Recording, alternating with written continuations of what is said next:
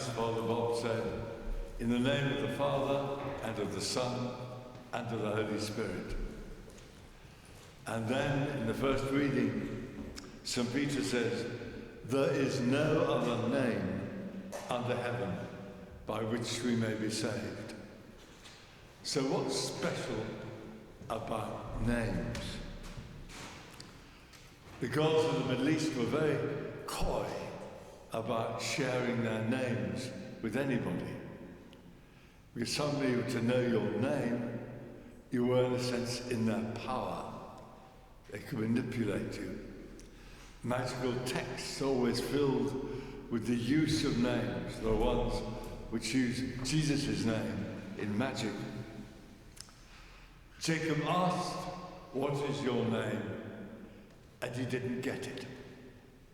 Moses didn't dare ask directly. He said, well, if somebody were to ask, what should I say? And it's revealed. And this is a first step into vulnerability. God tells us his name, entrusts us with it, which is why it was so sacred. It could only be spoken once a year by the high priest. What does it mean, this name? It's usually translated as, I am who am. But it could be, I will be who I will be, or I am whoever I am. So God reveals his name, he gives it to us, but it remains a mystery. And the whole of the Bible, the prophets, all the writings, bring us slowly into the mystery of that name. And this culminates in Jesus, whose name includes the divine name, God saves. And in John's Gospel, every time he says, I am, a little bit more of the mystery of God is revealed. Today I am the Good Shepherd. Or perhaps even better, I am the beautiful shepherd. Slowly, slowly, God is entrusting himself ever more deeply into our hands, into our mouths.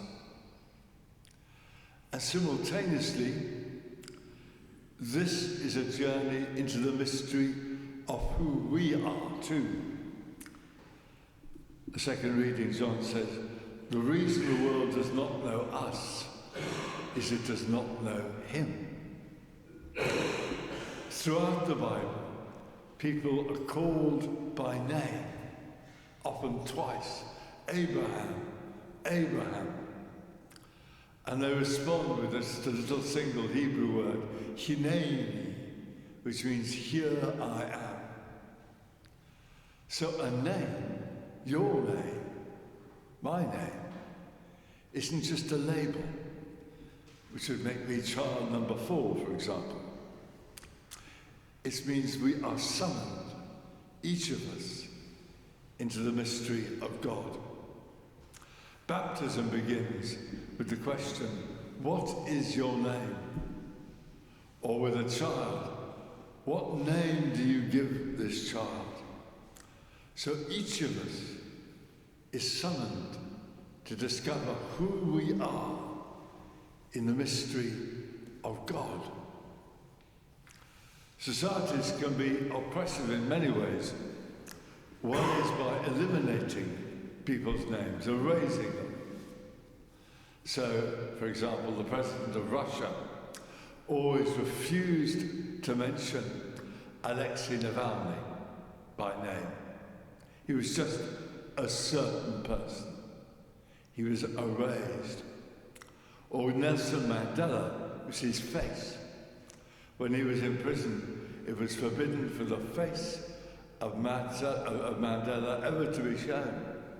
So when he went for a walk on the beach, nobody could recognize him.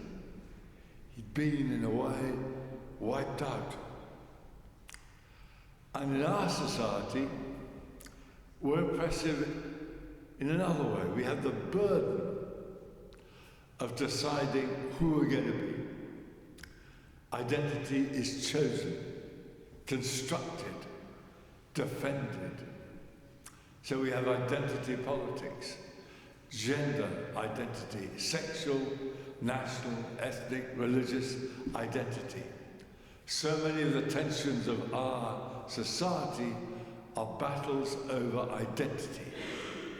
Identities that we construct and defend. Near our Priory in London, there was a bar that was called Identity. You could go there, have your hair cut, and decide who you were. Not that he'd had much liberty to do much with me.